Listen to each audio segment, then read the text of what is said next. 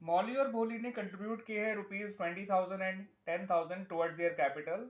उन्होंने कहा है कि वो इंटरेस्ट ऑन कैपिटल अलाउ करेंगे अपनी कैपिटल पे at the rate 6% per annum, और प्रॉफिट और लॉस जो भी होगा वो आपस में शेयर करेंगे इन द रेशियो 2:3।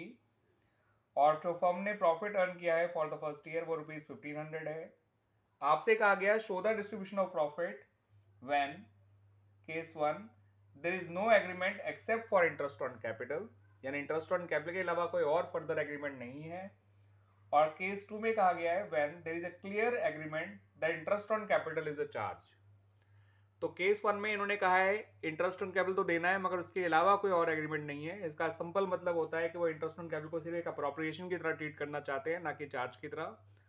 मगर केस 2 में उन्होंने इंटरेस्ट ऑन कैपिटल को क्लियरली कह रखा है कि वो चार्ज की तरह ट्रीट करना चाहते हैं। इसका मतलब इंटरेस्ट ऑन कैपिटल देना ही देना पड़ेगा और पूरा देना पड़ेगा, चाहे फर्म को प्रॉफिट हो चाहे लॉस हो। ठीक है बच्चों, तो इन दोनों केसेस का ये मतलब है। तो आइए पहले इनका इंटरेस्ट ऑन कैपिटल निकाल लेते हैं कि एक्चुअल में निकल के कितना आया। तो जो मौली है उसका कैपिटल थी 20,000, इंटरेस्ट ऑन कैपिटल का रेट है 6% पर एनम, तो उसके हिसाब से पूरे साल का इंटरेस्ट आ गया 1200। भोली का जब इंटरेस्ट ऑन कैपिटल निकालेंगे तो कैपिटल है उसकी 10,000, इंटरेस्ट का रेट है 6%, पूरे साल का इंटरेस्ट निकालेंगे तो आएगा 600।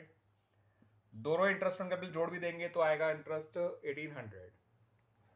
ठीक है बच्चों, बट फर्म का जो प्रॉफिट है वो केवल और केवल ₹1500 है।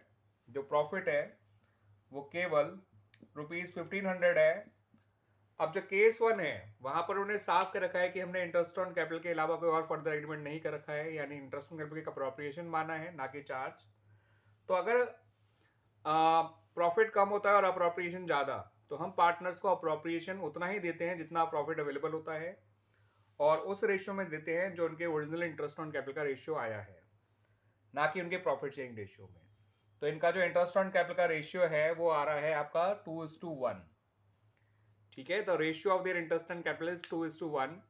तो इसका मतलब उनको जो इंटरेस्ट ऑन कैपिटल दिया जाएगा वो 1500 जितना ही दिया जाएगा और 2:1 के रेशियो में दिया जाएगा। यानी कि जो इंटरेस्ट ऑन कैपिटल मौली को दिया जाएगा वो 2/3 इंटू 1500 यानी कि 1000 दिया जाएगा, और इंटरेस्ट ऑन कैपिटल जो भोली को दिया जाएगा वो 1/3 इंटू 1500 यानी कि 500 दिया जाएगा।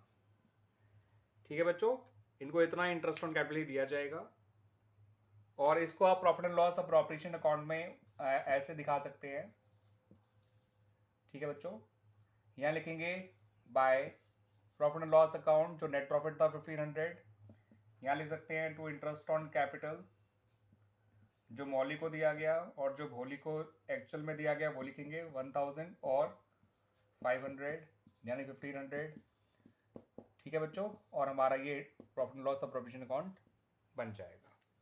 थोड़ा प्रॉपर तरीके से बना लीजिएगा बच्चों। यहाँ पे लिखिएगा for the year ending 31 March 2023 particular amount debit and credit, इतना और जरूर लिख दीजिएगा ढंग से।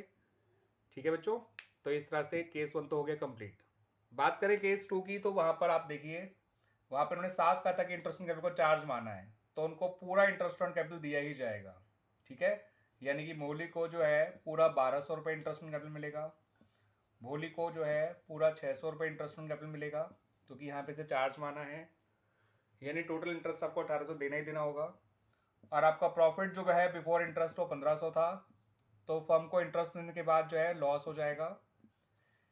ठीक है, 300 का, और इस लॉस को इनके रेशियो में बांट देंगे मौली और भोली के, जो कि 2:3 है।